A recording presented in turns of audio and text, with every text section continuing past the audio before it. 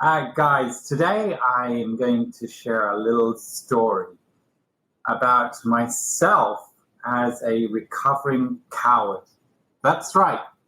I I was a massive, massive coward, a huge coward, bigger than my arms can get off of this camera. There, right off the camera. Massive coward. And I was so such a coward and such a people pleaser as well, because cowards do anything to avoid being hurt or rejected. And so I used to do my best to please everyone. I remember a very embarrassing moment in my 20s, actually. I think it was my 20s or 30s. And I was in Edinburgh, where I'm going to be tomorrow giving a talk, as I like to do. And I was at a dance place, and I was with some friends, and this guy, I don't know what was going in his head, but started pushing me around. Now I'm I want to go and put my head in shame, go and stick my head under my coat in total shame. But I have to say, this guy, he was a bit of a bully, and I went and hid behind my friend. Yes, I know. My friend happened to be actually a petite lady that I hid behind. And I remember afterwards thinking, Ben, you've got to do something about this. Because afterwards, I felt, what is going on in your head? And that's probably why you don't attract women, because you're such a coward.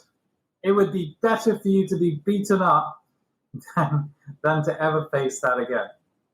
Now, fast forward this to where I am today. Fast forward. And I one day I wanted to learn to face rejection. And rejection is just the most amazing thing that could happen to you. Let me give you some examples of why the word no is so powerful, but people are so scared to say it. But it's a very enabling word. And in fact, I share a little bit about this in social magnetism, that some people you just have to walk away from because they will mess you up otherwise. No. Why is no and the power of rejection so fantastic? Well, let's look at the downside first of all. Many people that I've coached recently are afraid to ask somebody out on a date. In the UK, women in general don't, and Eastern Europe, they don't really ask men out on a date. And I think it's the man's prerogative, which maybe they're right, maybe they're not. Who cares? Yes. And the States taught me a lot when this lady asked me out, and that had never happened in my life. In fact, I never asked anybody out, really, or been asked out. But this word no on dates, and it's, guys, if you're single, really do practice it. Going out and asking people on a date, and they say no. This is fine, this is fantastic.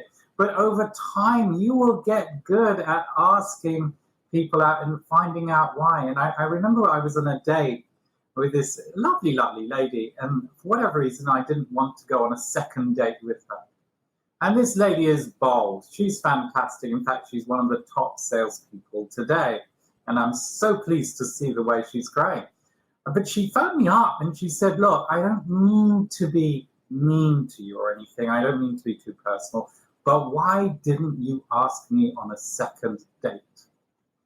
So, being the blunt person that I am today, I actually told her, which she very graciously thanked me for. Now, if I had done that in my early days when people were saying no to me, I would have learned so much more. If you're, one of the things I say in the talks is ask the hard questions. Like if you ask somebody to buy something from you and they said no, ask them why.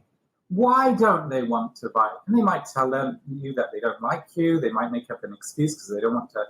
But you would find out what the problem is. And this word no is so powerful because the more no's you can get, the closer you get to your journey.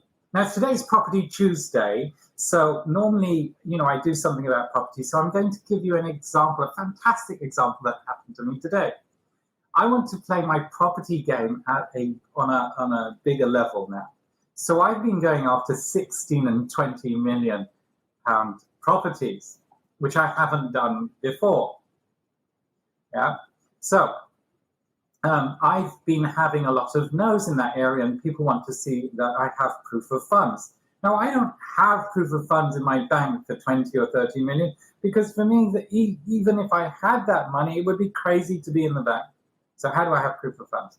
Anyway, so I've gone out to some people. They've said no. But I found out that they can't do something. So I know their level of their game and where they can help me because of that rejection and that no. Now, I've also found out how people scam people with amounts of money. So I showed a proof of funds that a good friend of mine sent me, which was just a telex of the amount. And actually, that isn't proof of funds. I was then sent, I don't know, it was about 500 or 50 million pounds proof of funds in a Barclays certificate. And I sent that to somebody as proof of funds. And they said, actually, Ben, this is forged. I didn't know that. So they were doing because people, when they're playing at this level, are playing a higher level. Anyway, over time, and it was only just a few days ago, I don't see people face-to-face for meetings. I just don't do it. I'd rather have an agenda set up and have a Skype call. And if I like them, then I'll go and meet them.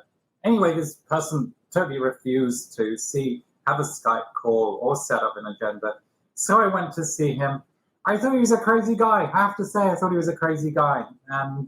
But it turns out he was pretty good. And I told him what I did, and I had a look at his social media, and I told him it's pretty bad. And he looked at my social media, which is pretty good. I said, I could really do something for you. And he said, no, I'm not going to pay you anything. I said, I'm not going to pay you. I'm not going to charge you. I'll do this for you, gratis. Anyway, so I spent 2 hours doing up his LinkedIn profile. And I haven't finished by any means. But he saw me. I didn't charge him. Anyway, today I got a call from one of his contacts who actually has 40, 50, 100 million in the bank. We had a lot of discussion, a lot of chatting, and now they said, okay, I will send you proof of funds. They said, Ben, you've never done a project this size. People are going to reject you. I said, I know, but this is what I want to do with the building. I want to, some of my friends, they are starting out in their life, and I want to have some of the downstairs as offices for them to start their business in London, because that's where most of their clients are. And I want to have a big room, because I'm very much into empowerment of women and the underdog. And anyway, I'm telling them what I want to do with this big building, as well as make money on it, because we're going to build flats on the top. And they come back to me. I don't know, Ben, there's something about you I like. So anyway, that's all sorted out. Who knows whether I'll get the building? I believe the universe would like me to have it, so we'll just see. We'll see. So no, that going on that journey of no's taught me what is a valid proof of funds and what isn't. And so what I need to present in the future. And I bet you, some of you may be budding authors, but you don't want to go and get the no's, like J.K. Rowling, who had 12 no's to her Harry Potter. But I bet you she may not have, but may have asked for some feedback. And maybe the books got better over time because of getting those no's. I'm often saying to people when they say, oh, Ben, I'd like to do this, this, and this, but I haven't done it. I say, why? Well, because somebody will probably reject me. I'm thinking, why don't you get the rejection? You must get that rejection. It's good. It's really fantastic. It's really enabling because you'll find out what's wrong with your offering and what you need to do to improve it. Oh, I already need to know. But how do you know? Because, there was, I had a guy, he's a very smart guy, and he created some software. And we were deploying this at Rolls-Royce, some of his stuff. And it was a really hard job that we were doing. And so we were up, some days without sleep. And one day he just got really angry at me. And the whole, all the senior level executives were there. And he just said, I just don't get it. Ben, I'm smarter than you. Don't take this wrong, but I'm smarter than you. I said, yeah, that's true. That's why I asked you to be on the board of directors. And he said, but how come you can sell my product and I can't? And it was really simple. I said, because I'm only focusing on the bits in your product that people want to use. You're focusing on things that they're not interested in. And you never ask their feedback to find out, what they want. So that no was fantastic. When I was learning to, because I'd actually never asked anybody on a date, which sounds terrible. I'm a certain age, never ask people. And so again, I thought, why don't I go for 100 no's to get a yes? And to help me out here, I thought I'm just going to go through a series of rejections, and I'm not going to do this with women or anything yet. What I'm going to do is I'm going to stand up in places where people don't normally read aloud, and I'm going to read aloud a book, any book. So this one's How to Get Rich by Felix Dennis. Please read this book because actually this guy tells you the truth about he's a billionaire. He's passed away now, had his own island. And he's in media like myself, so I used to read a lot of his stuff. Anyway, there's a lot of just hard truths, that a lot of how to make $1 million and so on. They never tell you the hard truths. So I would read these books aloud in places. Some of my friends would run away from me when I was doing this. The Second Honeymoon, eczema, whatever it is, doctor's use book. And I've stood up and I've read in a cinema during the advertising place to try to get thrown out. I know this sounds weird, but to try and get thrown out. So these are all on video, by the way, in the middle of a theater during the break, in multiple restaurants, and there's lots of videos. I'm going to tell you, not once did somebody throw me out. On the aeroplane, you could see the air steward just walking by me and just say, carry on. And at the Battersea Power Station, the security guard came and you could see all the crowds on the video. And then he just takes out his lunch and starts eating. Because I did that extreme reading, trying to get rejection and trying to face that rejection, I actually found out that people are really nice. They don't want to, if they can help it, say no. So if someone is saying no to you, it's for a reason. And by the way, you need to start saying no as well. Some of you don't say no enough. You have to say no because it overloads you. Today I've been feeling really overloaded the last actually week because I've been, last month I was doing all these talks and I have a lot of business coming in. And all I want to do is just focus on the fulfillment and building my team to fulfill all the either the investors or the media company or all the people wanting LinkedIn products or a series of blogs which will help brand them. And a lot of people want workshops to see how to use those blogs and where to use it. So by my having to say no more often, it's actually helping me. And by the way, some of you, if you've been asked on a date, if you're single and you don't say no to people, this is horrible. You've got to give that rejection. Don't leave them in hanging on because they don't know what's going on. And you feel good. My good friend, I'll probably see her next week soon. And we're often joking and we drive to events together. But I taught her to start saying no. And she feels she just feels like fantastic ever since she did that. She used Mel Robbins' technique. 5, 4, 3, 2, 1. It's either yes or no, and you have to do it quickly. And the more she says no, the more time she has had, and the more boundaries she set. In other words, no actually really means no. Start saying no to chocolate because you become healthier. Say no. The no's I got in property helped me become better at engaging with estate agents and thinking about the value that they want from me in order for me to get the yeses. Say no to people who abuse you. Now, my son knows that I've got somebody in, so I have about 4 property businesses, and there's a business I have with somebody, and we made a lot of money, but I don't want to be in business with the guy anymore. I just think he's a very manipulative guy. And he's a huge director of a very large company, but I don't want to be around that person.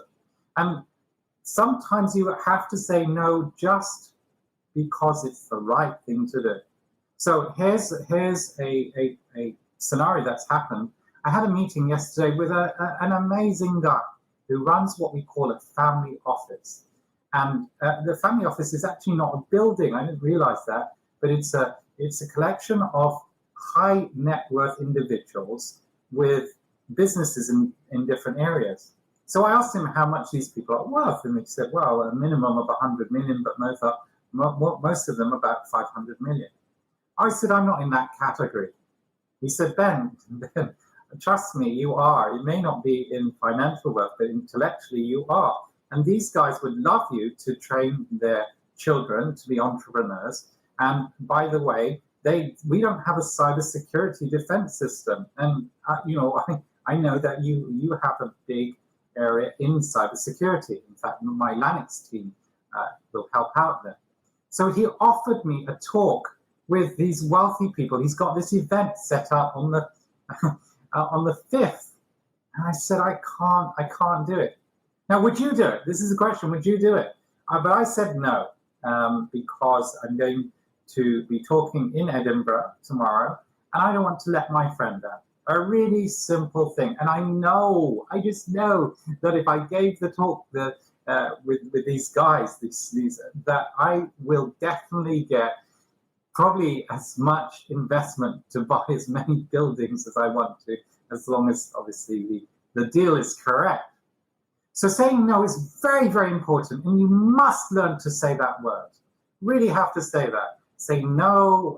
My son's actually very good at saying no, even though I think he should say yes sometimes. Say no when people ask you for lifts going the wrong way. For example, I know you could do it, but just try saying no. And sometimes people use guilt on you, and you just need to learn to say no. And when they start using guilt on you, you understand what's going on in their personality, by the way, because I often say walk away from people who try to guilt you out. Now, there are good ways and there are horrible ways to say no. I think probably the wiser you become, you may say no in different ways. My very diplomatic friends will say, that doesn't really suit me at the moment, perhaps another day, which essentially means no, don't ever ask me again. So you can find nice ways to say no, but you must say it. It lets the other person know where they stand, and it also makes you feel good because they won't approach it again. So if I've ever asked you out on a date and you have never replied, please start replying. Say no. Now, or give me a reason. Oh, well, Ben, I didn't think you were genuine, or you're a bit too much of a clown, or I like guys with fantastic suits and fantastic shoes, whatever it is. So the power of no, please start using that. I know there's a film on the power of yes, the yes man and so on, but no is equally fantastic. And trust me, as I'm a recovering coward, and I'm really so embarrassed about sharing that story from my 20s of hiding behind a lady's skirt with these guys at the dance event. That really told me a lot. So guys, thank you so much. There's probably like any other talk, I often feel that I wish I'd said this and this, and I've written some notes and I've thought about some stuff, and people would love this. But anyway, tell me what you think about the word no and how it's helped you in your life, whether you like those rejections or how those rejections have helped you. That would be fantastic. And maybe I'll use it in my next TED Talk, because I've got one, a TED Talk on rejection. All right, bye guys.